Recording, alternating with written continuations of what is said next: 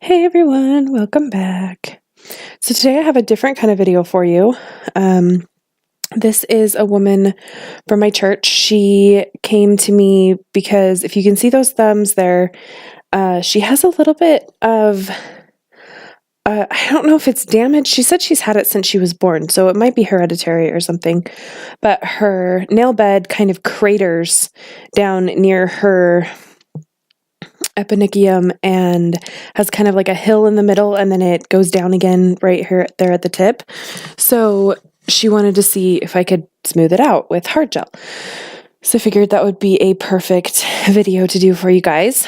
So I'm also showing you all of my prep and everything of her natural nails, because we're also on the rest of the nails going to do a gel polish manicure. So she's never had her nails done before ever.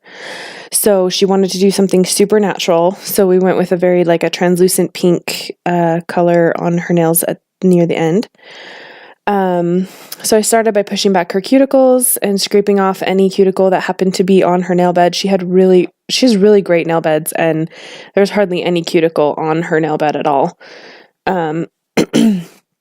So now I'm taking my brand new ManiPro Passport, which is the Kupa portable e-file. It's fantastic, you guys. I absolutely love it. I love how I can just pull it out, do what I need to do with the drill, and then just put it back in my drawer. I don't have to worry about cords or it taking space up on my desk or anything like that. It's just really awesome, and the handpiece is amazing. There's no vibration. It's really super light. And anyway, it's just, I love it. I absolutely love my Kupa Passport. It's great. So now I'm going through on all of her cuticles and just getting the rest of that skin off of the nail plate with my diamond bit from Erica's ATA. I'm going across the nails from the center to the left in the forward drill direction.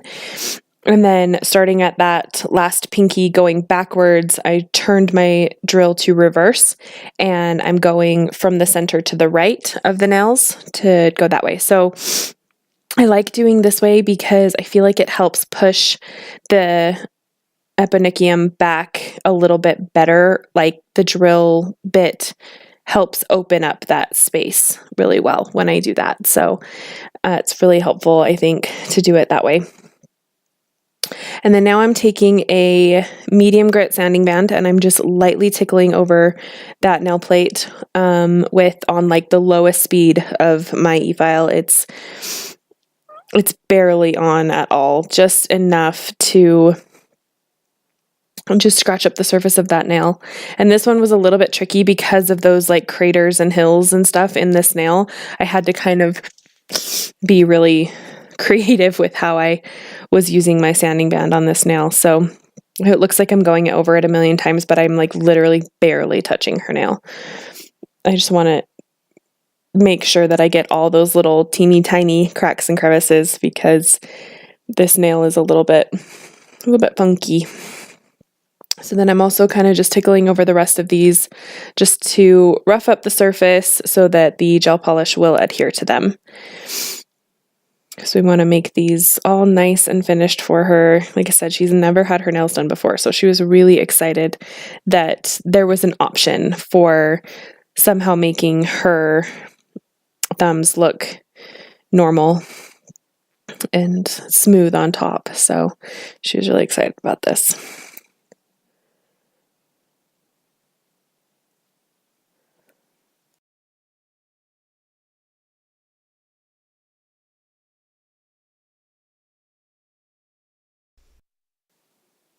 So now I'm taking my hand file and just filing that free edge smooth for her, get these all into shape. So there's no jagged edges or any weird different shapes on each nail. They're all going to be round and smooth, just exactly perfect for her.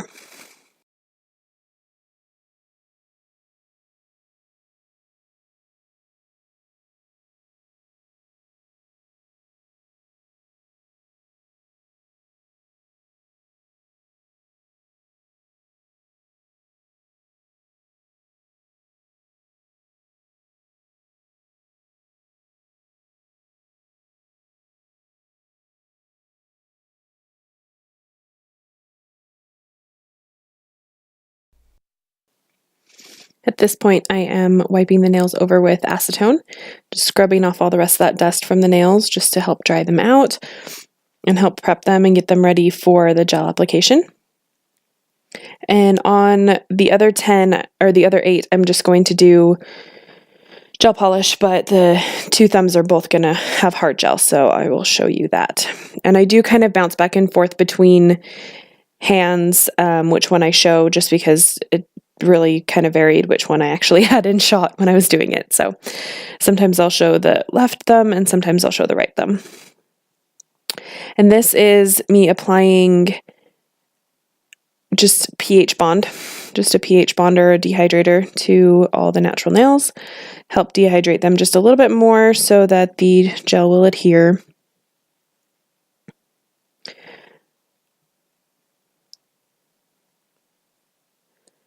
This is Light Elegance Acid Bond, their acid primer.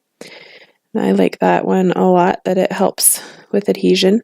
And this is Light Elegance Tack. And then this is cured in an LED light for 60 seconds. And I only use the tack on the nails that I'm putting the hard gel on.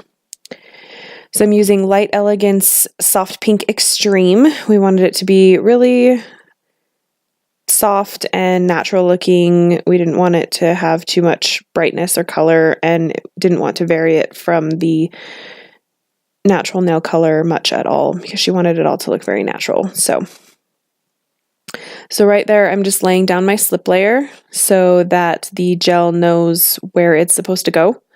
Being really careful around the edges and the cuticle, just to give the base layer a position for the build layer to flow to, and that slip layer kind of creates the barrier for where the build layer is allowed to go. It likes to stick within its barrier, and if you give it a slip layer first, then the build layer isn't going to run everywhere and all over to the cuticles.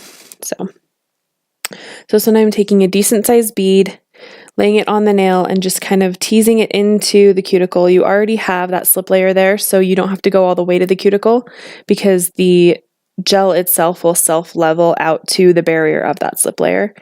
So that will also help keep your cuticle application flush and keep it so you don't have major flooding at the cuticle. And as I add that glob there near the back to fill that crater in, I'm just kind of floating it around on the tip of the brush, making sure it's all filled in and self-levels really well. Extreme is a good self-leveling. It's kind of a medium viscosity, so it self-levels pretty well, but it's not super runny. So I like this this particular gel. I think it's really a good consistency. Most of the time I use One Step from Light Elegance, which is a little bit thinner. It's a little bit easier to self-level, but in this case I wanted something that would hold a little bit of its shape, but still self-level a little bit. So I wanted kind of the in-between viscosity, which I love that about Light Elegance, that they have so many different viscosity levels in their gels, so you can have a gel for every situation. It doesn't matter what situation you have in front of you, what type of nails you have in front of you at your desk, you have a gel that will work for it. I absolutely love that. Sometimes you need something really, really thick and not movable and not self-leveling, and you use that. You can use the builder or one of their thicker gels, and then sometimes you really just want it to self-level and smooth out and make it a lot easier for filing, and you can use One Step or Cool Gel or Extreme, or depending on the level of viscosity that you need. So I really love that about Light Elegance gel line. It's amazing. So there she goes with that. And on this one, you can kind of see the angle a little better, so you can kind of see where the crater is. So I went ahead and showed both of these just because I wanted to make sure that you could kind of see really well what I'm doing here. And I zoomed in on this one, so sorry if it's a little pixely. But this is just laying down that slip layer. I'm really pressing my brush into the nail when I lay this layer down, so that all of those cracks and crevices I created with my sanding band, that gel isn't just resting on top of them. Like, as you push your slip layer into the nail, it's going to press into those little cracks and crevices, and it's going to help adhesion with this gel a little better. And then I've got now my big bead, and I'm just kind of floating it around, pressing it up into that cuticle, and swirling it over, pressing it up into the other corner, and just kind of trying to float it all over the nail, help guide it into where it should be. I don't want to overwork it, but just kind of put it where I think it should go, and then it will self-level for the rest of its position. So, love this gel. So easy to work with.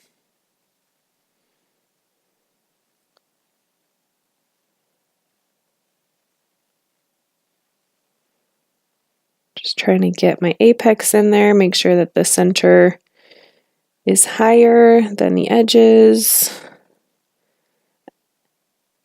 And it's really easy just to kind of grab a tail of that gel connect it with the gel that's already on your brush and the gel that's on the nail, and just kind of drag that tail around. Just fill in, build in any extra where you feel like it needs it, and it just kind of flows into where it belongs, where there's space.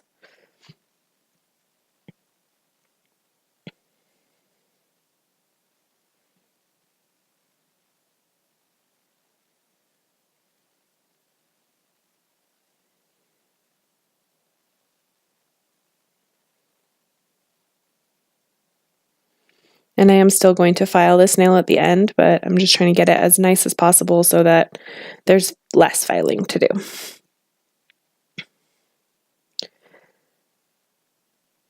And once that's done, I will go ahead and cure it in my LED lamp for 30 seconds. I generally cure for about 60, since over-curing, sometimes it's a thing, but most of the time over-curing isn't really a thing. In fact, I had a chemistry class with Jim McConnell, who is the chemist for Light Elegance, and that question was actually brought up about overcuring and whether or not it actually exists. And there are some instances in which overcuring can change the gel just a little bit, but for the most part, it can't really. Once it's cured, and there's nothing more that it can be changed or whatever by having more light. So I kind of like to just a little bit over-cure it, if that's a thing. It's not a thing, but over-cure it just a little bit to make sure that it is good and solid, that it has finished curing and it doesn't end up under-cured, because under-curing is definitely a thing.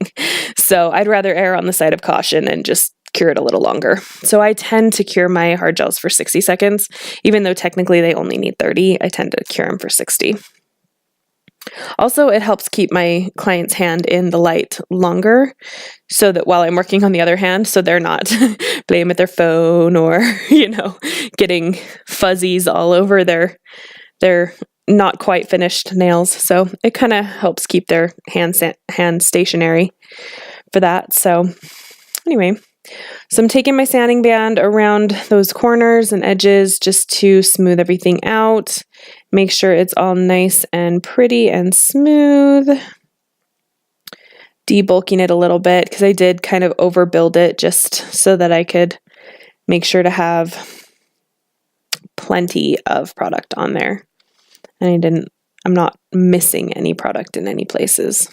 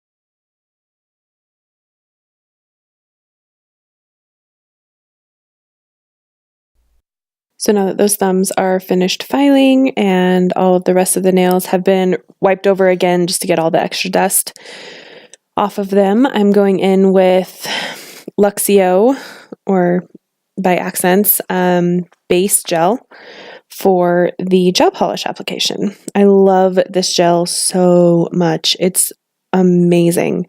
I used a couple of different brands for a while until I found out that they were hybrid gels, where they were half nail varnish and half gel polish. And I was wondering why I kept getting chipping and peeling, and I'm like, what's going on with this? And I figured out it's because they're hybrid gels and they're not 100% gel. So I actually threw out all of my gel polish and I bought the entire line of Luxio by Axzentz, and I am telling you, I never looked back. It's such an amazing gel line. I have people coming back after 4 weeks with not an ounce of lifting or breaking or chipping or anything. Like, they are in perfect condition aside from the fact that they grow out after 4 weeks. Like, they're just, I absolutely love this line. I cannot say enough good things about it. It's so, so, so good. And this is just their base gel. We're going to use Blush is the name of the color that we're using. It's almost a translucent pink. If you put enough coats, you can kind of get a little bit more opacity out of it if you put enough coats, but with just 2 coats, it looks like a very smooth, transparent pink.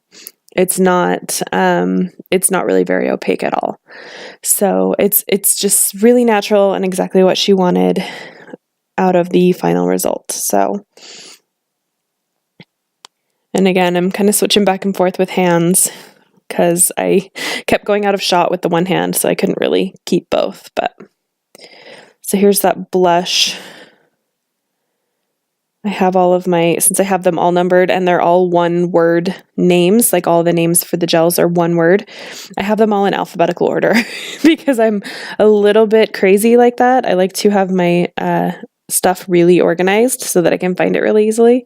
So that's why there's a number 8 on the lid there, because I have them all in a drawer in alphabetical order with their number corresponding with their swatch stick, and they each have their own individual space in my drawer. My husband 3D printed me some grids that fit exactly inside my drawer, so each bottle has its own space.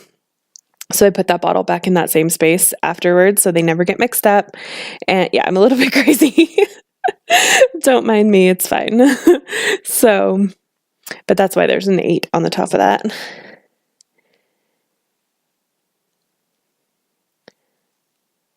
And look at that thumb. No more crater. It's so pretty.